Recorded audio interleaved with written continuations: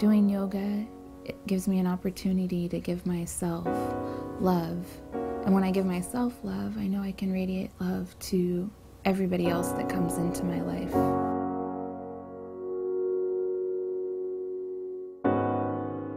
I left home when I was young. 13, I was on my own, left home. By 15, I was strung out on heroin. And by 19, I had robbed somebody and ended up in prison. And I had a sentence of 90 months, which is 7.5 years. The beginning of my prison stay, it was, I don't need anybody in my life. I don't want to ask for help. I'm an addict. I'm a drug dealer. I can live my life without anybody. I had been in prison for about 4 years when I started going to Living Yoga. At first it was an escape to get out of the dorm, but the more I started to go and make connections with the volunteers, and I felt a sense of freedom to be in a room with other women that were wanting the same thing as I did, some connection within ourselves. You weren't allowed to hug, touch, nothing. And for me, going to yoga and having them adjust me to the right pose was like, oh, I'm still human. It was a connection that we didn't have. And you forget that. You're like, oh, I'm supposed to be numb. I'm not supposed to feel while I'm here. Being at Living Yoga, going to the classes.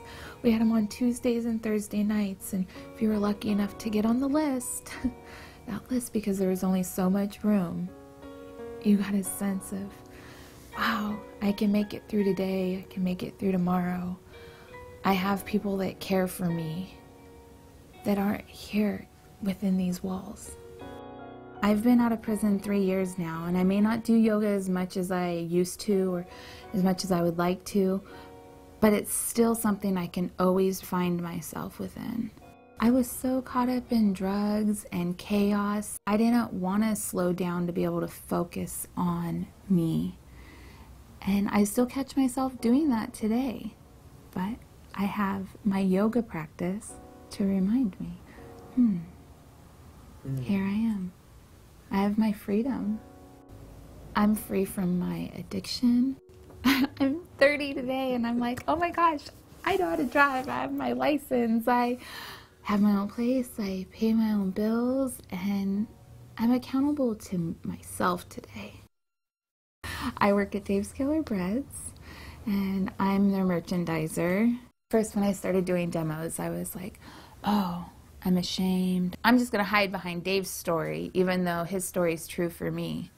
And today when I go out and do demos, I'm like, yeah, I'm a felon too, and that's okay. I can do anything I set my mind to. That's why I'm a nanny for twin boys that are absolutely amazing.